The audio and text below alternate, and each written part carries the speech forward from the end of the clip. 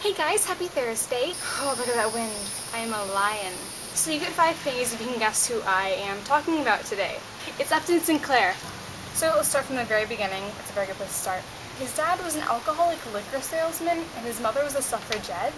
And they basically, it was kind of crummy living with them, but he had wealthy grandparents who he often stayed with. He got to see both sides of life, and that was a big influence. So in order to pay for his tuition for his school when he was 13, he started writing dime novels and magazine articles. When he was 21, he told his friends that he was going to devote his life to art, and he went and lived in a cabin in the middle of nowhere in Canada. And he lived off of berries and nuts, and went on nature walks and read literature, and apparently he is a big fan of Shelley's poetry, so he gets a thumbs up in my book for that. And when he married his first wife, Meta or something, he actually decided they were going to go live in a cabin in the woods in New Jersey, where he lectured her on poetry and philosophy. He went and had some affairs with his friends, and they got divorced, and she left him for Harry Kemp, who was also another really cool guy. When he was 17, he left home, and he ended up being a freight hobo, and he was a poet. And he also called Jesus the Supertramp. So before he became famous with The Jungle, he kind of pulled a bit of a Blair Witch, and in 1903, he secretly placed an obituary in the Times for the suicide of a young poet named Arthur Sterling. And then the next year, he released what was allegedly Arthur Sterling's journal. It actually didn't cause as much of a stir as he wanted, and he was still kind of unknown.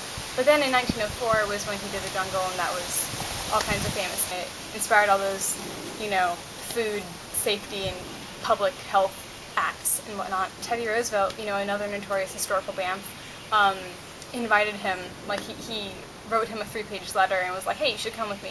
But then apparently Sinclair was kind of annoying, and Teddy Roosevelt actually said, tell Sinclair to go home and let me run the country for a while.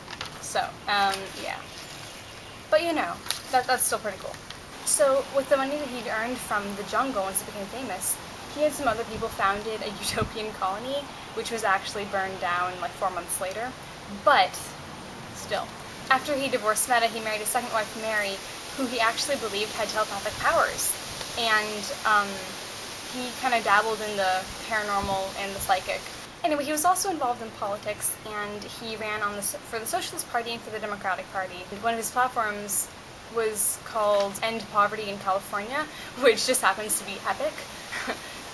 Thumbs up. He didn't win or anything, but he was a protester and an activist and stuff, although he opposed violence. Thumbs up.